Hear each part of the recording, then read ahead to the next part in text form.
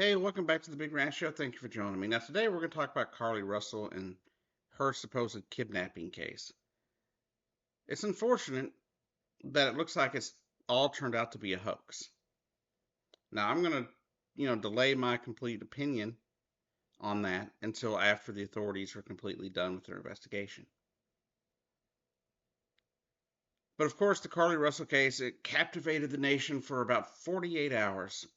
I believe it's 49 hours total from between the time that she placed the 911 call and the time that she just magically appeared home.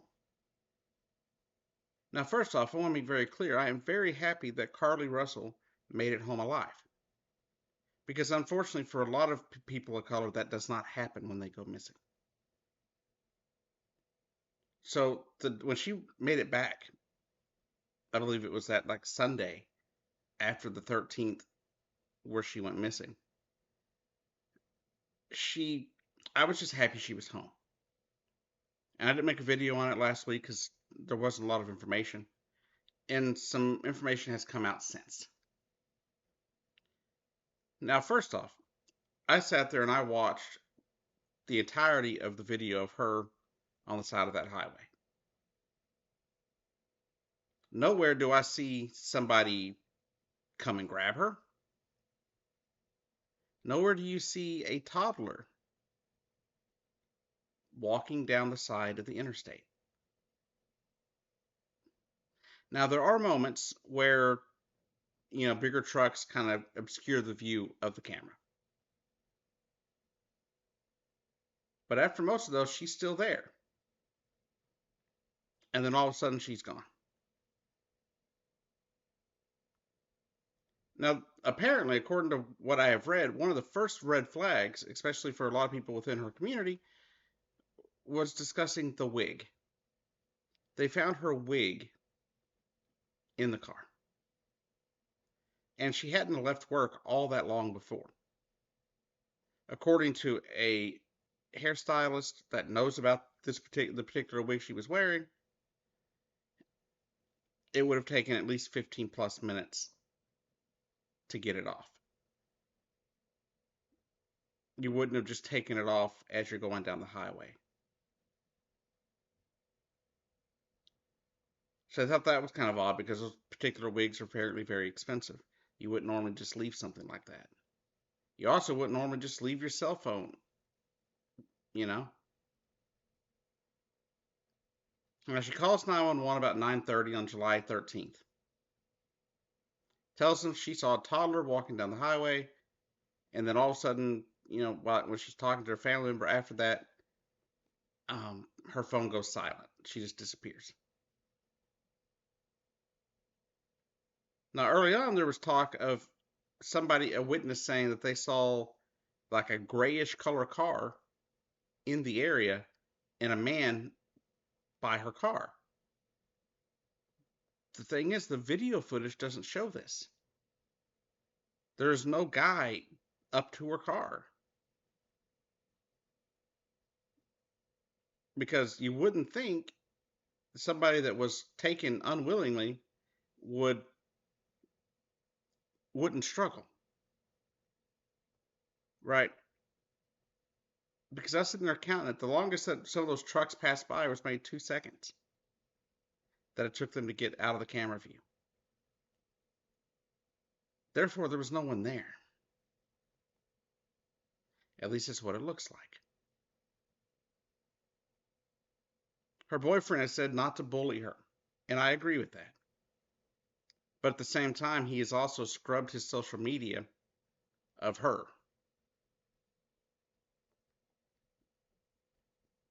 Now, we don't know the truth here. We don't know the whole truth.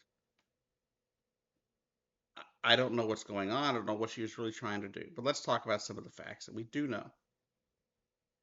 The police say they cannot corroborate the idea of a toddler walking down the highway. Hundreds of cars were passing by.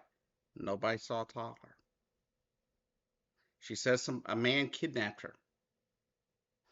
Most of the people driving by that they could find, and those that saw her, said they didn't. Only one person said they thought they saw a man. The video footage doesn't show a man, doesn't show a toddler, doesn't show her being kidnapped.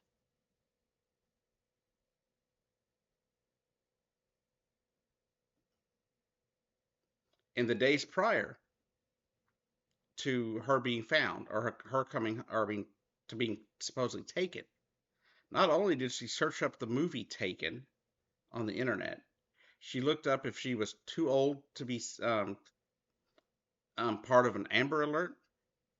She looked up if she would be charged for an Amber Alert if one was put out for her.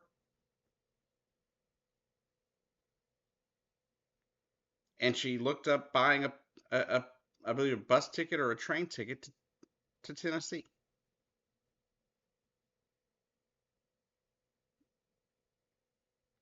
Sounds very fishy.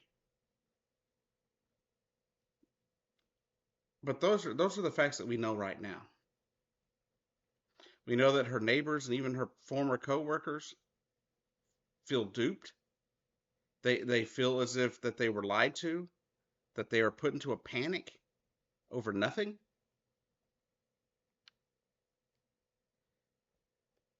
Honestly, I don't know what this woman was going through this woman's mind.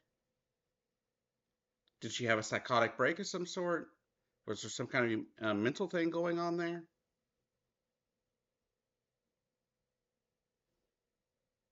These things we don't know.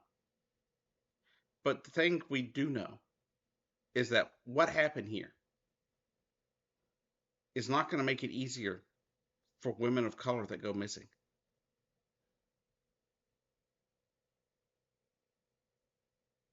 It's not going to help. And as I've talked on this channel before, when a person of color goes missing, the media rarely keys on it. They rarely highlight it. The police hardly ever take it serious.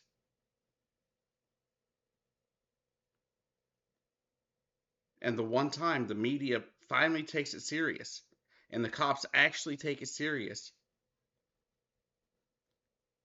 it turns out there's a high potential that it was just all an elaborate hoax.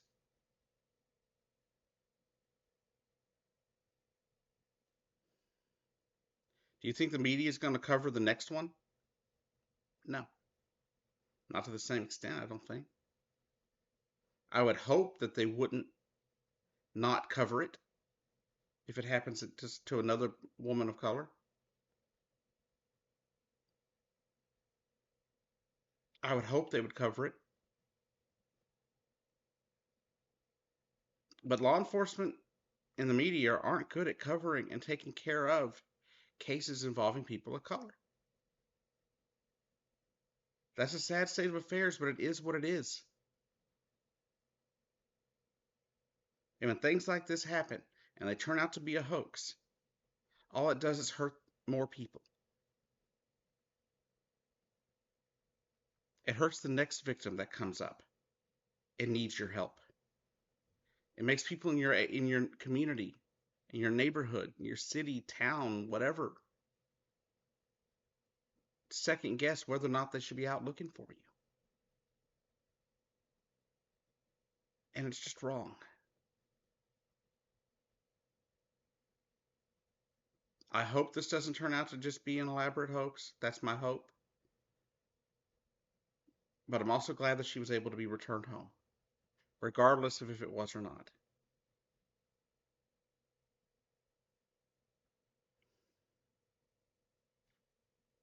Unfortunately, from what I'm seeing, it sounds to me as if, she was wanting to go see somebody. And maybe that fell through. I don't know. I don't want to be too much speculation. But I'm absolutely just not sure what to think. Why would you do this? Why would you go through all this hassle? Like, if you just didn't want to be with your boyfriend anymore, why would you go through all this? Clearly, she comes from a family that deeply cared about her. had a boyfriend who deeply cared about her to the point that he's begging the internet to stop bullying his ex or his girlfriend, whether or not they're together or not. Even after scrubbing, their relationship from his social media. Clearly, people cared about this woman. So what my thought is that if it wasn't her just wanting to go do something that maybe she didn't want people knowing she was doing,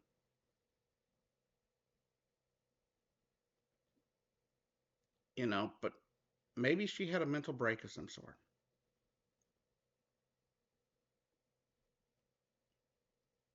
You never know what someone's going through. You never know what pain they're hiding or how they're feeling. But whatever it is, I hope she gets all the help she needs. I hope things can get back to normal for her city. And I would love to be able to interview Miss Russell to find out, her side of the story.